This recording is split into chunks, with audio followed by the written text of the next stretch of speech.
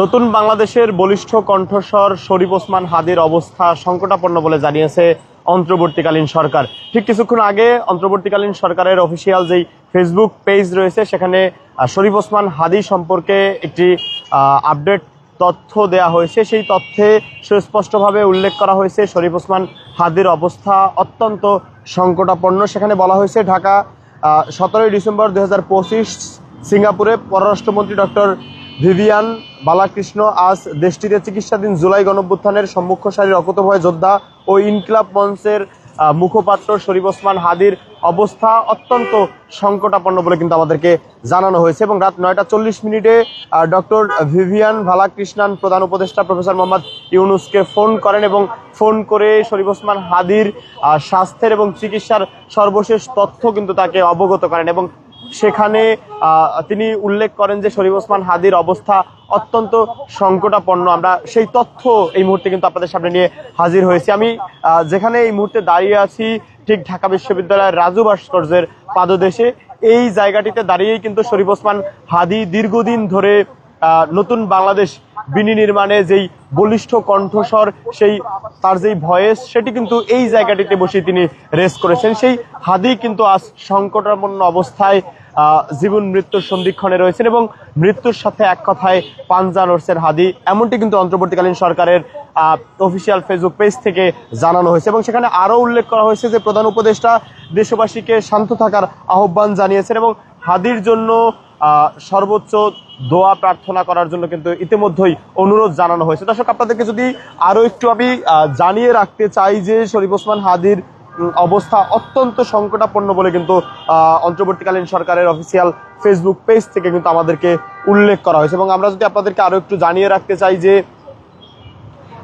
গুলিবিদ্ধ শরীফ ওসমান হাদির শারীরিক অবস্থা ইতিমধ্যেই অত্যন্ত সংকটাপন্ন এবং তিনি বর্তমানে সিঙ্গাপুরে চিকিৎসাধীন রয়েছেন। আজ বুধবার প্রধান উপদেষ্টার প্রেস উইং এর এক বার্তায় ওসমান হাদির শারীরিক অবস্থা সম্পর্কে কিন্তু আমাদেরকে জানানো হয়েছে এবং সেখানে প্রেস উইং জানিয়েছেন সিঙ্গাপুরে পররাষ্ট্রমন্ত্রী ভিভিয়ান বালাকৃষ্ণন আজ দেশটিতে চিকিৎসাধীন জুলাই গণঅভ্যুত্থানের সম্মুখভাগের অকুতোভয় যোদ্ধা ও ইনকিলাব মঞ্চের মুখপাত্র শরীফ ওসমান হাদিকে কিন্তু তিনি দেখতে গিয়েছিলেন এবং সেখানে গিয়ে শরীফ ওসমান হাদির অবস্থা অত্যন্ত সংকটাপন্ন কিন্তু তিনি দেখতে পান। এরপর রাতে ভিভিয়ান বালাকৃষ্ণন বাংলাদেশের অন্তর্বর্তী সরকারের প্রধান উপদেষ্টা অধ্যাপক ডক্টর মোহাম্মদ ইউনুসকে ফোন করে ওসমান হাদির চিকিৎসা কার্যক্রম সম্পর্কে কিন্তু তাকে অবহিত করেন এবং ভিভিয়ান বালাকৃষ্ণন প্রধান উপদেষ্টাকে বলেন হাদির অবস্থা অত্যন্ত সংকটাপন্ন এবং প্রধান উপদেষ্টা দেশবাসীকে শান্ত থাকার কিন্তু আহ্বান জানিয়েছেন এবং আহ্বান জানিয়ে হাদির জন্য দোয়া প্রার্থনা করারও কিন্তু অনুরোধ জানিয়েছেন। ইনকিলাব মঞ্চের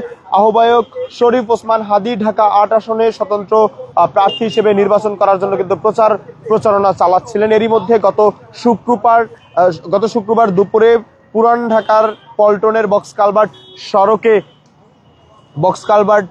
সড়কে কিন্তু তাকে গুলি করে দুর্বৃত্তরা। মাথায় গুলিবিদ্ধ হাদিকে গুরুতর অবস্থায় ঢাকা মেডিকেল কলেজ হাসপাতালে নেওয়া হয়, পরে সেখান থেকে নেওয়া হয় এভার কেয়ার হাসপাতালে। গত সোমবার দুপুরে উন্নত চিকিৎসার জন্য ওসমান হাদিকে এয়ার অ্যাম্বুলেন্সে করে সিঙ্গাপুর নেওয়া হয়। তার সঙ্গে তার ভাই ছাড়াও বাংলাদেশি চিকিৎসক ও নার্সরা কিন্তু রয়েছেন। দর্শক, আমরা যদি আপনাদেরকে আবারও একটু এ ব্যাপারে স্পষ্টভাবে যদি একটু জানাতে চাই যে গত শুক্রবার কিন্তু শরীফ ওসমান হাদিকে পল্টনের বক্স কালভার্ট রোড এলাকায় কিন্তু গুলিবিদ্ধ করা হয়। সেখানে মূলত শরীফ ওসমান হাদি ফজরের নামাজ আদায় করে কিন্তু তার যে নির্বাচনী প্রচারণা রয়েছে ঢাকা 8 আসনে, সেই ঢাকা 8 আসনে নির্বাচনী প্রচারণার উদ্দেশ্যে তিনি বের হন। এরপর শুক্রবার ঢাকায় দুপুরে জুমার নামাজ শেষ করেন পল্টনের একটি মসজিদে এবং জুমার নামাজ শেষ করে তিনি বক্স কালভার্ট রোড হয়ে মতিঝিল এলাকায় জনসংযোগ করার উদ্দেশ্যে বের হলে সেখানে কিন্তু তাকে গুলিবিদ্ধ করা হয়। তাৎক্ষণিক তার সাথে থাকা সহযোগীরা সেখান থেকে তাকে উদ্ধার করে ঢাকা মেডিকেলে নিয়ে যায় এবং সেখান থেকে কিন্তু ঢাকা মেডিকেল থেকে কিন্তু তাকে রাজধানীর এভার কেয়ার হাসপাতালে নিয়ে যায় এবং সেখানে আরো একদিন অবস্থান করার পর শরীফ ওসমান হাদিকে কিন্তু উন্নত চিকিৎসার জন্য দেশের বাইরে এয়ার অ্যাম্বুলেন্সে করে নেওয়া হয়, যেখানে শরীফ ওসমান হাদির ভাই রয়েছেন এবং এর পাশাপাশি সেখানে কিন্তু যেই বাংলাদেশ থেকে যে সকল নার্সরা রয়েছে সেখান থেকে কিন্তু একজন নার্সও শরীফ ওসমান হাদির সাথে রয়েছেন। এবং এর পাশাপাশি আমরা আপনাদেরকে যদি একটু জানিয়ে রাখতে চাই যে ইতিমধ্যেই শরীফ ওসমান হাদিকে গুলি করার ঘটনায় শরীফ ওসমান যাকে মূলত সন্দেহ করা হয়েছিল যেই ফয়সাল, সেই ফয়সালের সহযোগী এবং সহযোগী ছাড়াও ফয়সালের বাবা মা সহ কিন্তু একাধিক ব্যক্তিকে এই ঘটনার সাথে যারা সংশ্লিষ্ট রয়েছে তাদেরকে কিন্তু গ্রেফতার করেছে আইন শৃঙ্খলা বাহিনীর সদস্যরা। এবং এর পাশাপাশি আমরা আরো আপনাদেরকে এর আগে যেমনটি জানিয়েছিলাম, শুধুমাত্র শরীফ ওসমান হাদীকে গুলি করা যে ফয়সাল, সেই ফয়সালের বাবা মাই নয়, এর পাশাপাশি কিন্তু ফয়সালের যেই বউ রয়েছে এবং এর পাশাপাশি ফয়সালের প্রেমিকা, তাকেও কিন্তু ইতিমধ্যেই আইন শৃঙ্খলা বাহিনীর সদস্যরা গ্রেফতার করেছেন। এবং এর পাশাপাশি যেই অস্ত্র ব্যবহার করে শরীফ ওসমান হাদীকে গুলি করা হয়, সেই অস্ত্রও কিন্তু উদ্ধার করা হয়েছে। আমরা যদি একটু বলতে চাই যে শুধুমাত্র এই ঘটনার সাথে সংশ্লিষ্ট শরীফ ওসমান হাদীকে যিনি মূলত গুলি করেছেন ফয়সাল, সেই ফয়সাল ব্যতীত এই ঘটনার সাথে সংশ্লিষ্ট একাধিক ব্যক্তিকে কিন্তু ইতিমধ্যেই গ্রেফতার করেছে আইন শৃঙ্খলা বাহিনীর সদস্যরা। এরই মধ্যে কিন্তু এই দুঃসংবাদ দিয়েছে অন্তর্বর্তীকালীন সরকারের প্রেস উইং কিন্তু আজ রাত 9:30টার সময় অফিসিয়াল ফেসবুক পেজে এই বার্তাটি পৌঁছে দেন। এবং সেই বার্তা পাওয়ার সাথে সাথে কিন্তু আমরা দেখেছি যে সামাজিক যোগাযোগ মাধ্যমে শরীফ ওসমান হাদীর যারা মূলত অনুসারী রয়েছে তারা কিন্তু আবেগঘন ফেসবুকে স্ট্যাটাসের মধ্য দিয়ে শরীফ ওসমান হাদীকে আবারও ঠিক এই রাজু ভাস্কর্যের পাদদেশে দেখতে চাওয়ারও কিন্তু ইচ্ছা পোষণ করেছে।